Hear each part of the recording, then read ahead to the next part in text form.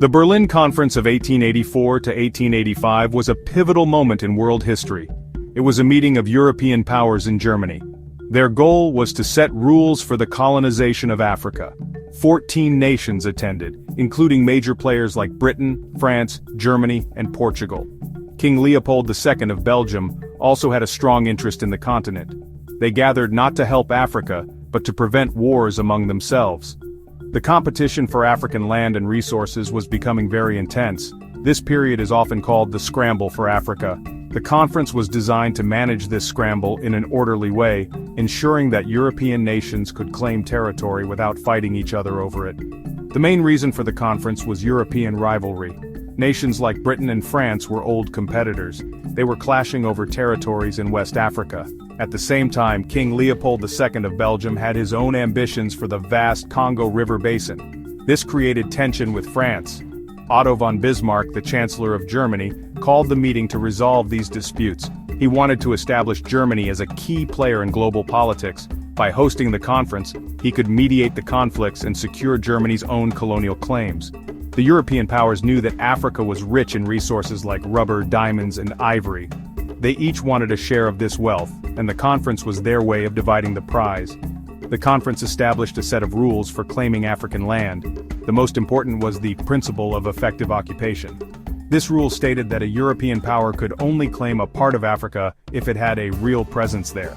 This meant building forts, flying a flag, and having administrators or troops on the ground. This principle accelerated the rush to colonize the continent.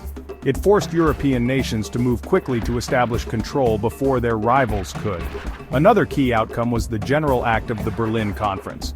This document formally recognized the different spheres of influence that each European power would have. It was an agreement made by Europeans, for Europeans, with no African input. It is crucial to understand that no African leaders were invited to the Berlin Conference. The fate of an entire continent was decided in a European capital city, thousands of miles away. The men who attended had very little knowledge of Africa's complex societies, cultures, or political systems. They saw Africa not as a continent of diverse peoples and kingdoms, but as a blank map to be carved up. Their decisions were based on European political needs and economic desires. The primary objective was to balance power among the European nations. The well-being and future of African people were not part of the discussion. This complete exclusion set the stage for a century of exploitation and hardship. The process of dividing Africa was done with rulers and pens on maps in Berlin. The borders were drawn without any real understanding of the human landscape. European negotiators traded territories based on their strategic interests. They might trade a piece of coastline for access to a river, or a region believed to be rich in minerals for another that offered a military advantage. These lines were completely artificial. They did not follow the natural boundaries of mountains or rivers, nor did they respect the existing territories of African kingdoms, ethnic groups, or communities. The map of Africa was redrawn to look like a puzzle of European possessions, each piece colored to show if it belonged to Britain, France, Germany, or another colonial power. This map-making exercise had devastating effects on African societies. Long-established communities with shared languages, cultures, and histories were suddenly split apart by new, invisible lines. For example, the Yu people, who had a unified culture in West Africa, found themselves divided between the German colony of Togoland and the British Gold Coast. Similarly, the Somali people, who shared a common language and religion, were split into 5 different colonial territories controlled by Britain, France, and Italy. The Maasai people of East Africa saw their traditional grazing lands cut in two by the border between British Kenya and German Tanganyika. These divisions disrupted trade routes, separated families, and weakened the social fabric of entire communities. Just as some groups were torn apart, others who were historical rivals or had nothing in common were forced together into single colonies. The new administrative units were created for European convenience, not for social harmony. For instance, the British colony of Nigeria was created by combining over 250 different ethnic groups, including the Yoruba, Igbo, and Hausa Fulani. These groups had very different political systems, languages, and histories. Forcing them to live together under one colonial government created a foundation for future conflict and competition for resources and power. This pattern was repeated across the continent, creating artificial states filled with diverse and often competing populations who now had to coexist. The new borders were designed to prevent European wars, not to build stable African nations. When a French claim met a British claim, a line was drawn between them. This line became a permanent international border. The primary goal was to create a buffer between the colonial armies of competing European empires. The logic was entirely external. The needs and structures of African societies were ignored because they were seen as irrelevant to the European political game. Within just a few decades of the conference, about 90% of Africa was under the control of European powers, and its political geography had been permanently and tragically altered. The long-term consequences of the Berlin Conference have been profound and lasting. When African countries began to gain independence in the mid-20th century, they inherited the artificial borders drawn by the colonizers. The new African leaders decided to keep these borders, fearing that trying to redraw them would lead to endless wars across the continent. This meant that the new nations were based on the colonial-era territories, not on pre-colonial identities. The challenge of building a unified national identity out of diverse and sometimes hostile groups became a central problem for post-independence Africa. The very foundation of these new states was fragile because it was not built on a shared history or culture. The forced grouping of different ethnic communities within these artificial states has been a major source of political instability. After independence, competition for control of the government and national resources often took place along ethnic lines. Groups that had been brought together by colonial rulers now had to compete for power in a new political system. This has led to ethnic tensions, political favoritism, and, in the worst cases, violent civil wars. The conflict in Nigeria between different ethnic groups, the Rwandan genocide, and ongoing strife in countries like Sudan can all be traced back to the colonial practice of lumping diverse peoples together without their consent. The legacy of divide and rule continued long after the colonizers left.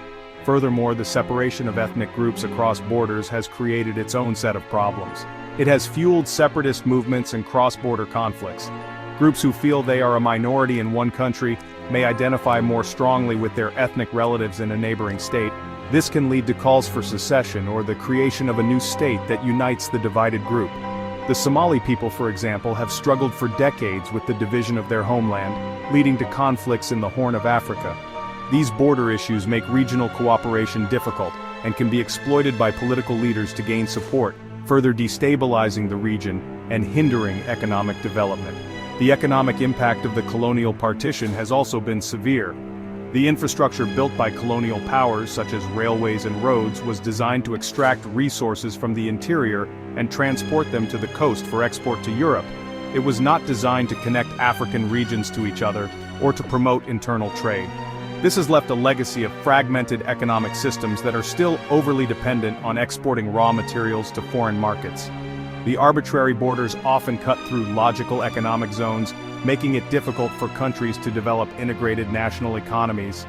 The economic structures created during the colonial era continue to limit Africa's development prospects today. Today, in 2025, the shadow of the Berlin Conference still looms large over the African continent. The borders drawn over a century ago remain a primary source of political and social challenges. Many of the conflicts that make international headlines have roots in the ethnic and political divisions that were institutionalized by the colonial partition. The struggle to build inclusive and stable nations continues in many parts of Africa.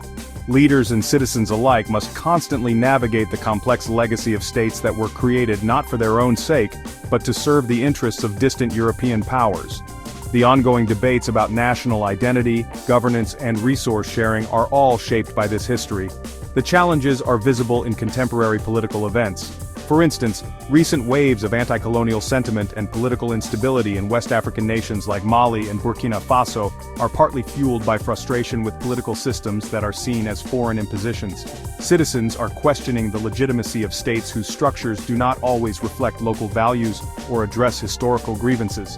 The artificial nature of these states makes them vulnerable to crises, as different groups struggle for representation and justice. The dream of Pan-African unity, which inspired many independence leaders, remains difficult to achieve as long as the continent is defined by the divisive lines drawn in Berlin. However, it is also important to recognize that African societies have not been passive victims of this history. For generations, people have found ways to live with and across these artificial borders.